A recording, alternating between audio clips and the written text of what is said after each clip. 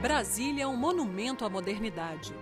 Um sonho de séculos que se tornou realidade pelas mãos de um dos políticos brasileiros mais carismáticos de todos os tempos, Juscelino Kubitschek de Oliveira.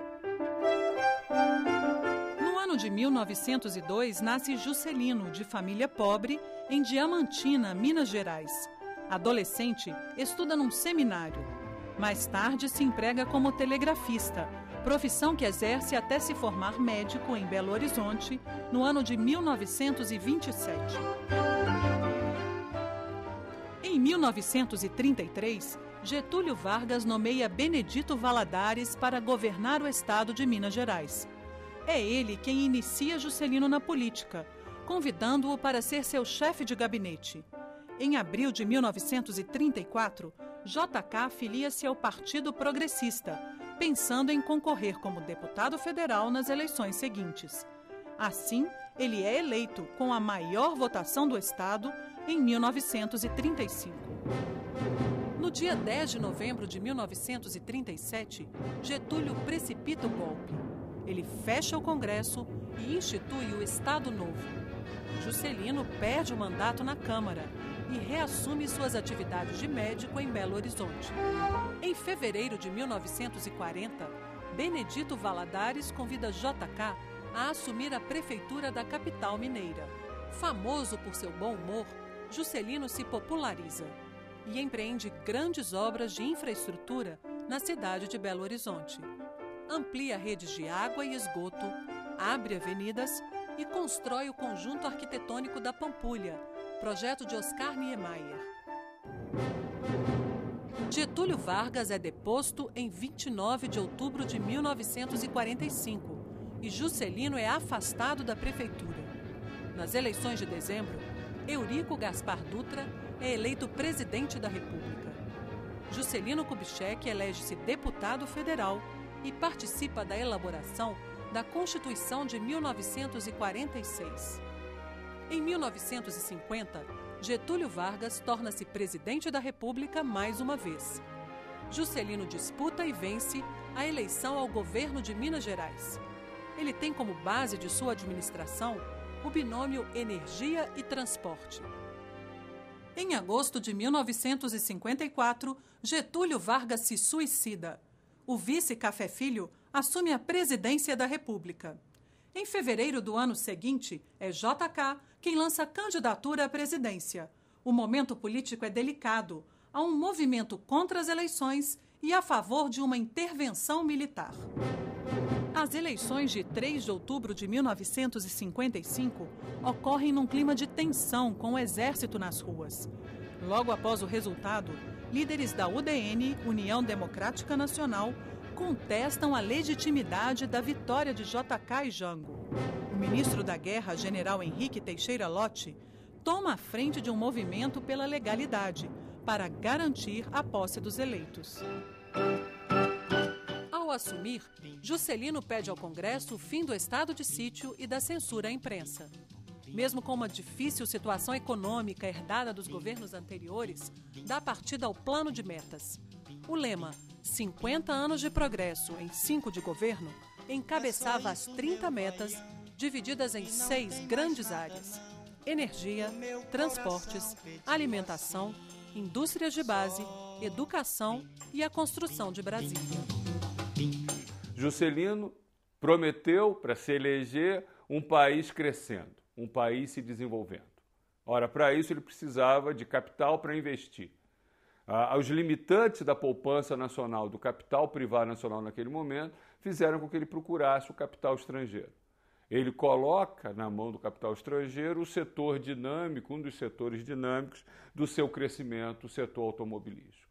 Entretanto, criou espaço para o capital nacional.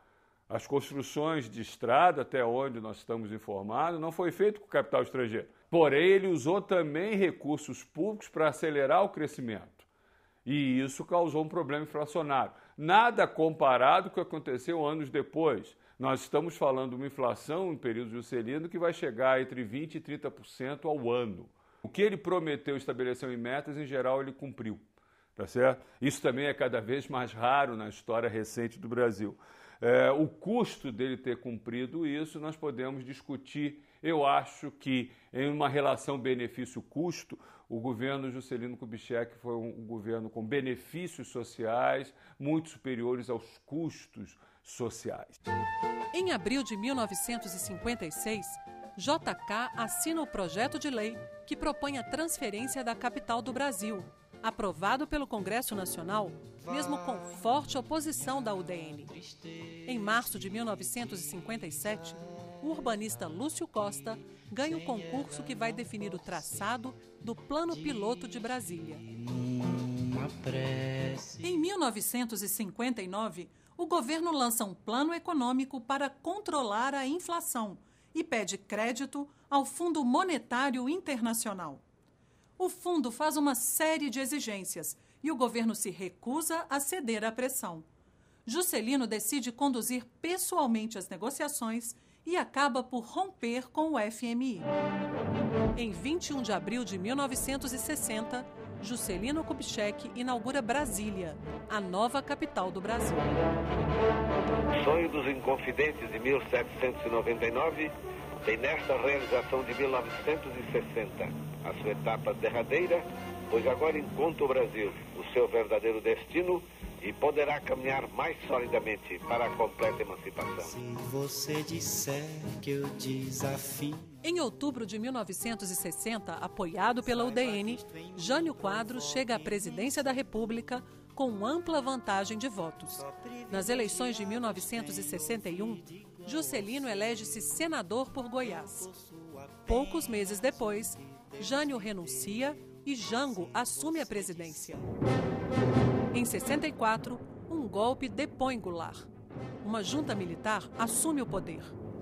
Castelo Branco pretende concorrer às eleições presidenciais e Juscelino decide apoiá-lo a princípio.